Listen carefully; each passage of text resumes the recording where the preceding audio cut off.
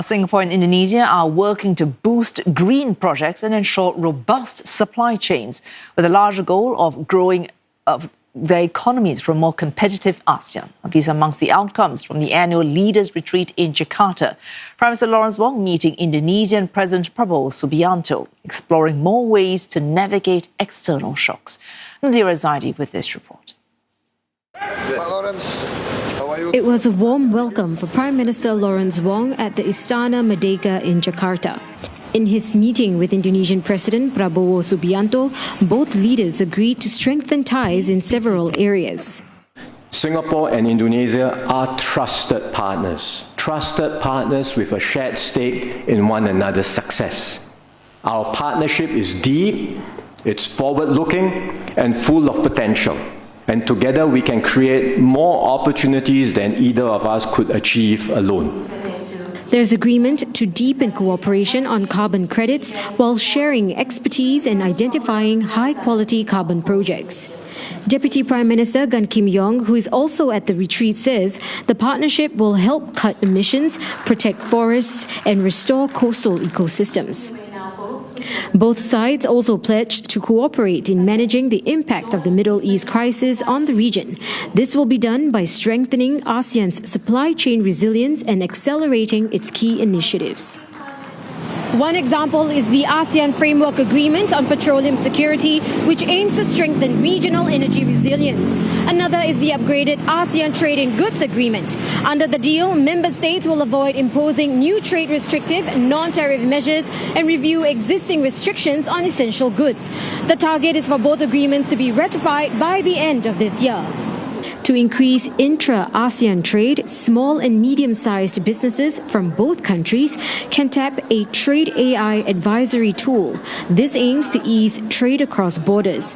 It's part of a new 2-year agreement that focuses on digitalization, policy engagement, and capability building.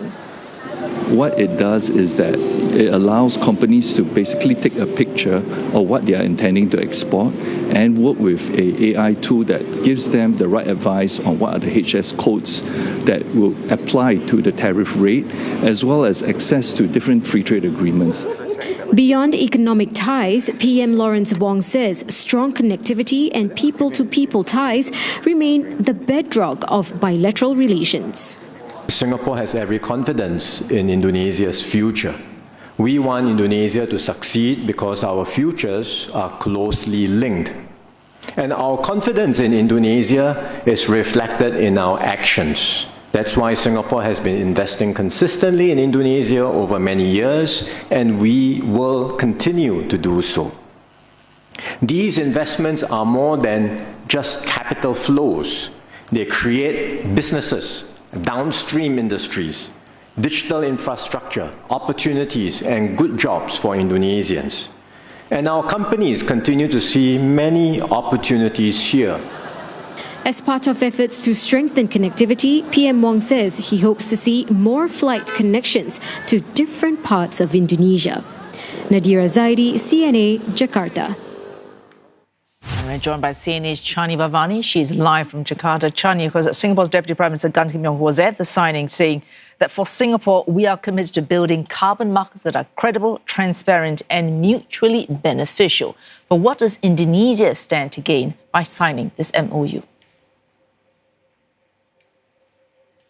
Well, Wei Su, as we know, Singapore PM Lawrence Wong, in his statement earlier, said that Indonesia has tremendous potential in renewable energy. Now, with regards to where Indonesia is concerned, the country could gain substantial benefits such as infrastructure investments, green job creation and export revenue. Now, an MOU was also signed for a cross-border electricity project. Indonesia's energy minister said that Singapore and Indonesia are currently conducting price negotiations for the cross-border electricity deal. Remember, this electricity deal is a follow-up to some previous early agreements from 2025, which included a plan to supply 3.4 gigawatts of low-carbon power through Singapore through 2035. And according to a report, Indonesia could gain a projected annual foreign exchange earnings of over $4 billion and a tax revenue increase of over 200 million or more a year.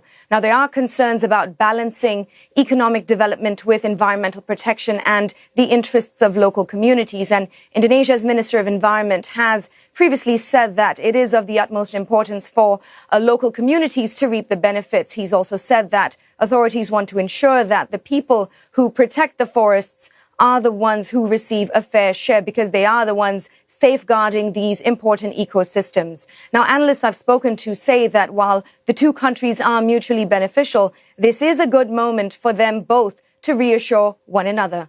Take a listen. I think it's a good moment to reassure one another that we are of all consequence one another. There's no way, there's no chance that we're trying to do something that is in the expense of the other one. So that's the pretty much good timing there in terms of the domestic developments and domestic sentiments. Oh, Chandni, another issue that's an imperative for both Singapore and Indonesia is freedom of navigation as an imperative for trade-dependent countries like these two. Did we see commitment on that issue at this retreat?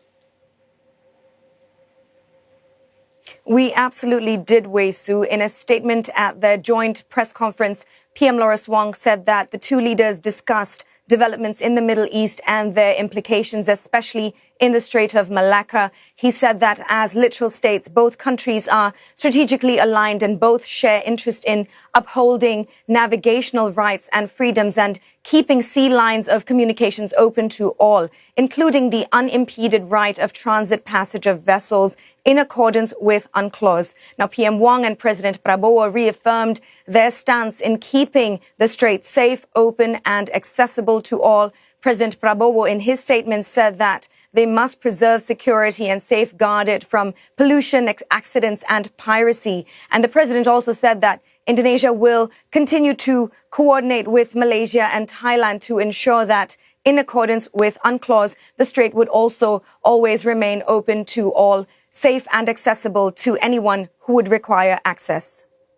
CNA's Chandni Vatvani reporting from Jakarta there, of course, which is where there's a leaders' retreat taking place between Singapore and Indonesian leaders. Thank you.